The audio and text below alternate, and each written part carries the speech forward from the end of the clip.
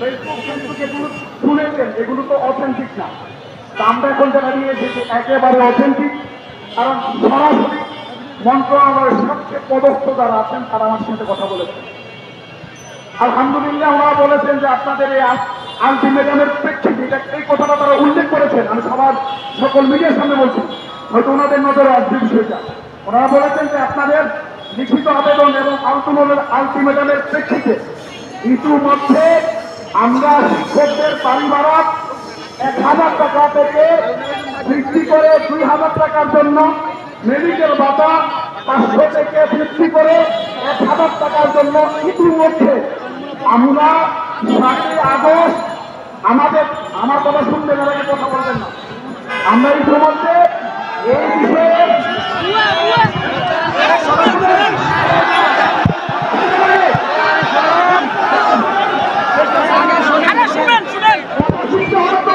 সবাই কথা শুনেন। বলেন আমরা বলেছি অনেকটা দিতে পারবে না, পরিষ্কার ভাষায় বলে দিয়ে এসেছি। আপনারা যে গৃহনেতার দিয়েছেন 1,000-কে 2,000 টাকা দাবি করা, তারা বলেছে আমরা 100 বার বাড়িয়েছি। আমি বলেছি না শুভঙ্করের সাক্ষী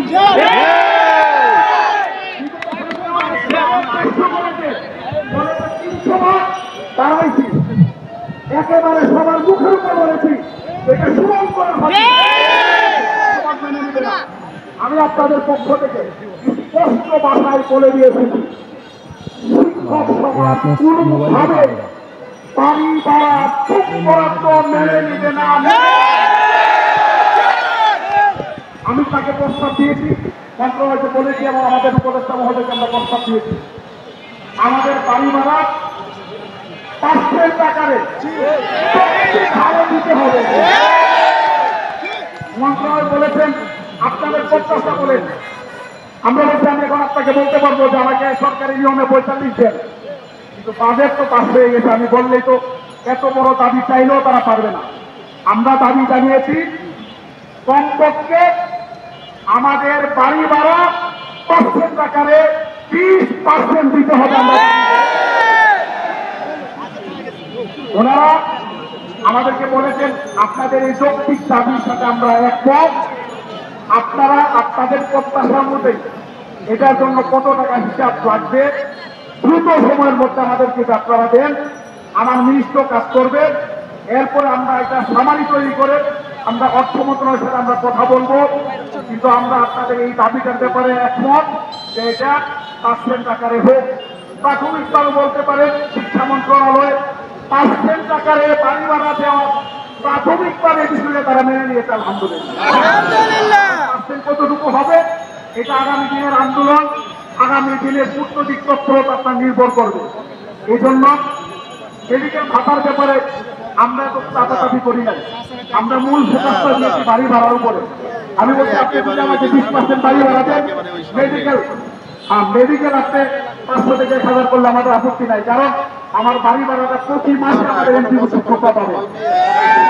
এবং আমি আপনাদেরকে বলতে চাই এত বলিষ্ঠভাবে আমরা কথা বলেছি এটা আপনারা কল্পনা করতে পারবেন না। চোখে চোখ রেখে কথা বলেছি আমরা ইনশাআল্লাহ। সুতরাং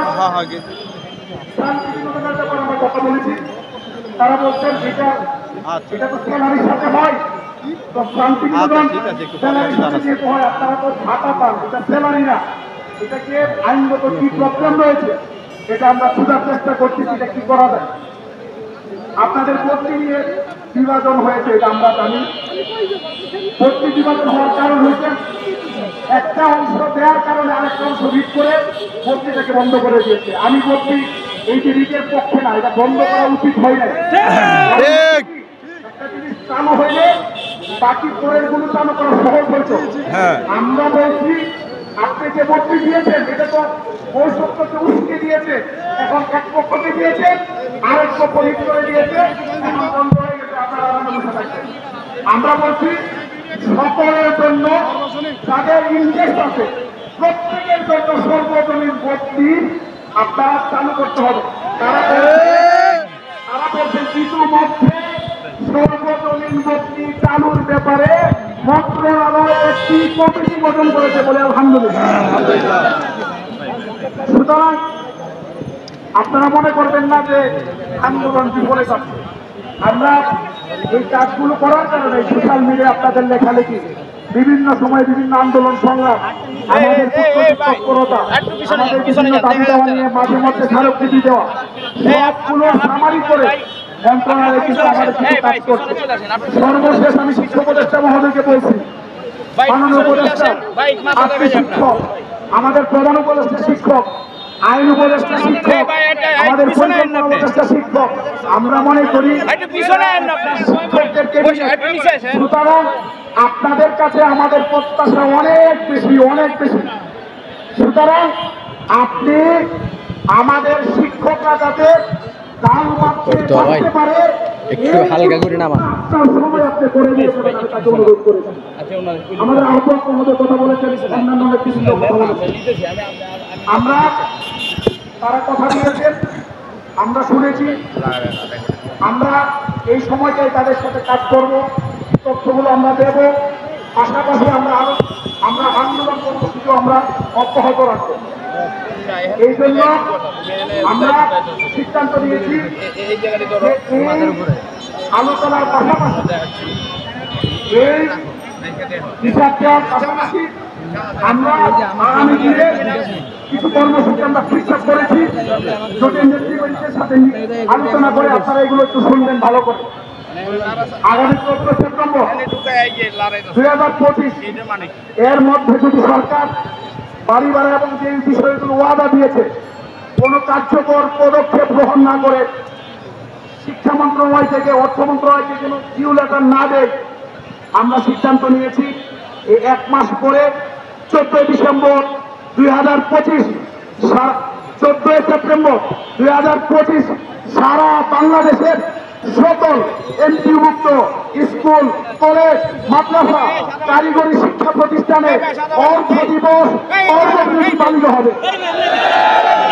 15 এবং 16 সেপ্টেম্বর সারা বাংলাদেশের সকল এমপিভুক্ত স্কুল, কলেজ, মাদ্রাসা এবং কারিগরি শিক্ষা প্রতিষ্ঠানে পূর্ণ দিবস কর্মবিরতি পালিত হবে। এরপরে প্রয়োজন হয় রিভিউ করে নেতৃবৃন্দের সকলের পরামর্শ দিয়ে আমরা প্রয়োজনের এই কর্মবিরতি আরো আমরা বাড়ানোর চিন্তা ভাবনা করব। এরপরে যদি কাজ না হয় আগামী 12 অক্টোবর এই জাতীয় প্রেস ক্লাবের সামনে 12 ফেব্রুয়ারির মতো দাবি আদায় না হওয়া পর্যন্ত জাতীয়করণ প্রত্যাশী জোটের লাগাতার অবস্থান কর্মসূচি শুরু হবে। ভাইরা আমার, আমরা একটা সিভিল আন্দোলনের দিয়েছি। সরকারের যদি শুভমুদ্রিত হয় ভালো, সরকারকে বলবো আজকে সকল গোয়েন্দা রিপোর্ট একসাথে করেন। সারা বাংলাদেশে যেভাবে শিক্ষকদের জনস্রোত নেমেছে, 50,000 শিক্ষক যেভাবে এখানে এসেছে, যদি দাবি মেনে না নেন শিক্ষা ব্যবস্থা কিন্তু আপনাদের স্থগিত হয়ে যাবে। আমি যৌক্তিক হারে, যৌক্তিক পর্যায়ে 500 টাকারে যদি বাড়ি ভাড়া না দেওয়া হয়, আগামী দিনে বাংলাদেশে এমপিভুক্ত শিক্ষা স্থগিত হয়ে পড়বে। আমি বলে এসেছি, আপনারা আজকে এই প্রোগ্রামকে আপনারা সুন্দর করেছেন, সফল করেছেন, অনেক কষ্ট করেছেন। আপনাদেরকে এই জন্য আবারও কৃতজ্ঞতা জানাচ্ছি। আপনারা জানেন 15 তারিখে 15 আগস্টের একটা ব্যাপার এখানে আছে, বিভিন্ন রকমের অকারেন্স হইতে পারে। সরকার অনেক তৎপর এই বিষয়গুলো নিয়ে, আমরা সরকারকে কোনো বেকায়দায় ফেলতে চাই না, কারণ এই সরকার আমাদের শিক্ষার্থীদের রক্তের উপর দাঁড়িয়ে তারা মস্তকে বসেছে। সুতরাং এই সরকার সাসপেন্ড করে টিকে থাকুক এবং আমাদের দাবিদাওয়াগুলো তাদের মাধ্যমে পূরণ হোক, আমরা সেই আশাবাদ ব্যক্ত করছি। আজকে সারা বাংলাদেশ থেকে শিক্ষকদের যে জনসূত্র তৈরি হয়েছে, জাতীয়করণ প্রত্যাশী জোটকে সামনে রেখে যে অভূতপূর্ব ঐক্য তৈরি হয়েছে। আগামী দিনে এই ঐক্যকে ব্যবহার করে এনজিও মুক্ত শিক্ষাকে সকল বৈষম্য মুক্ত করা হবে ইনশাআল্লাহ। আপনাদেরকে আবারও সংগ্রামী শুভেচ্ছা জানিয়ে আমরা উচ্চ প্রকল্পে বড় আমরা বলেছি 10% দেওয়ার জন্য, কিন্তু আসলে সব দাবি করবেন আর আপনারা একদিনে নামতে পারবেন, এটা শিক্ষক হিসাবে আমাদেরকে বুঝতে হবে। আমাদের জায়গা থেকে আমরা সর্বোচ্চ চাপ প্রয়োগ করেছি, কর্মসূচিগুলো যেগুলো দিয়েছি সর্বোচ্চ চাপ তৈরি হবে। এবং আপনারা যারা এসেছেন, যদি আপনারা আপনাদের প্রতিষ্ঠানগুলোতে কর্মসূচি পালন করেন, সারা বাংলাদেশ সফল হয়ে যাবে, ঠিক কিনা? আমরা চাই না শিক্ষা প্রতিষ্ঠান অচল হোক, পড়াশোনা বন্ধ হোক, শিক্ষা ব্যবস্থা স্থবির হোক। আমরা চাই সরকারের শুভবুদ্ধির উদয় হবে, শিক্ষকদের শক্তির দাবিদার মেনে নেবে। আপনাদেরকে